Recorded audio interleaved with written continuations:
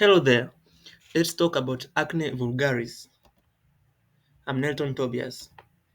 Acne is the most common dermatological disorder. Most people have acne, but they don't see it as a problem, maybe because it doesn't disturb them or because it's not severe. Acne is the disorder of sebaceous gland and affects predominantly young adults, and it's most commonly seen in the age between 12 to 25 years. During this stage, there's an increased production of sebum. Distribution of acne includes the face (99%), the back (60%), and lastly the chest (15%).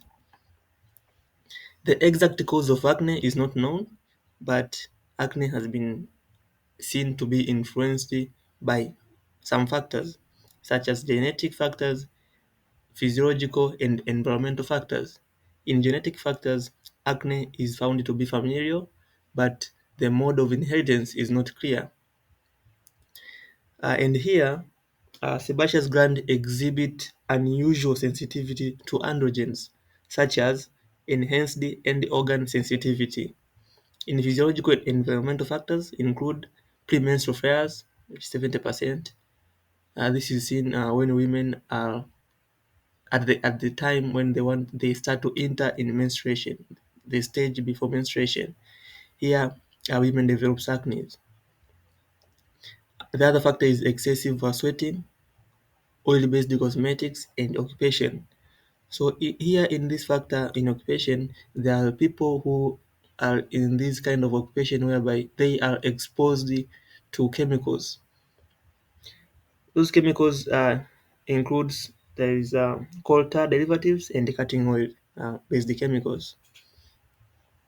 Chloracne is a term used to describe occupation acne caused by contact with chlorinated hydrocarbons. And this is the pathogenesis of acne. This is how acne develops. It involves four stages.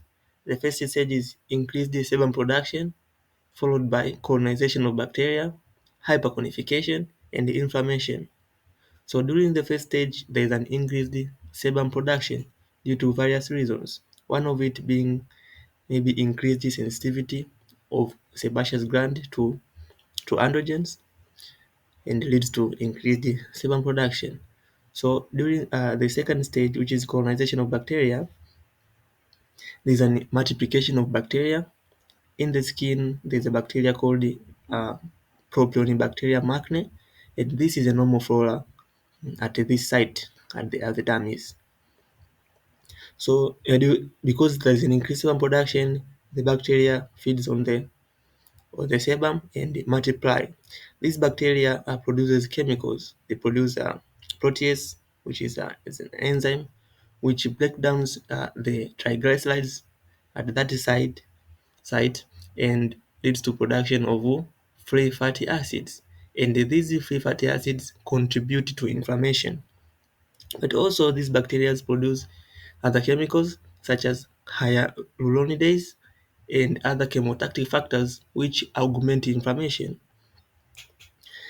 At the third stage, which is hyperconification, there is a hyperproliferation of ductal keratinocytes, the increase in number, and this leads to occlusion of the follicular orifice. Look at the diagram there. At the top side, there is a cycle which shows us a dark pigment. This pigment is the keratinocytes at the duct. So these keratinocytes they occlude the follicular orifice so that the sebum cannot go outside. So the sebum accumulates inside the sebaceous gland and it reaches to an extent whereby it cannot contain the sebum anymore, and the sebaceous gland bursts and releases chemicals throughout the dermis, and this leads to inflammation, which is the last stage of pathogenesis. The clinical presentation of acne, everybody knows this. The morphology is polymorphic lesions with the underlying seborrhea. Polymorphic, it means the lesion have a different morphology or different structure. The lesion may be non-inflammatory or inflammatory. So let's see some non-inflammatory lesions. These lesions mostly they're called the comedones, and there are different kinds of comedones. There is the open comedones, which are also called the blackheads, closed comedones called the whiteheads. So the open comedones, which are blackheads, uh, they are open, and the closed comedone it means they are closed.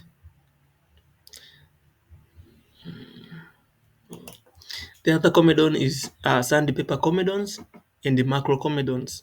The sandpaper comedones are very, very small comedones, very, very small papules, and they're mostly distributed on the forehead. Also, there's macrocomedones. These are the large ones, the large comedones, but they are non-inflammatory. The inflammatory lesions include small papules, pustules, and large painful nodules. And the large painful nodules are mostly seen in severe acne, nodular acne. This is the picture which shows a distribution of acne. Picture A shows distribution of acne on the face, and picture B shows distribution of acne at the back of an adult. Also, we have another picture, picture ABC. Picture A shows it shows the comedones. These are the blackheads, or you can call them open comedones. You can see the dark spots on the face. Also, picture B, it's also about the blackheads. Picture C is about the whiteheads, or the closed comedones. Here we also have another picture, the figure one, the figure 10.4, the uppermost picture that shows senile comedones, the comedones which are seen during the old age, and they are blackheads, as you can see. And the lower picture shows severe nodular acne.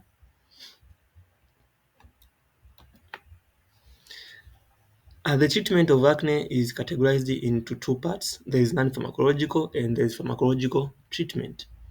In non-pharmacological, it includes a frequent wash of the face with soap and water, avoid oil-based cosmetics, and avoid all reduce stress if you can. Pharmacological part, which is medication, there's topical and systemic medications. Topical includes benzoyl peroxide lotion, topical retinoids, and antibiotics. Systemic includes systemic steroids, dapsone, systemic antibiotics, and vitamin A. These are my references, and thank you for watching. Don't forget to like, comment, and subscribe to Cerebro for further videos. And have a nice day.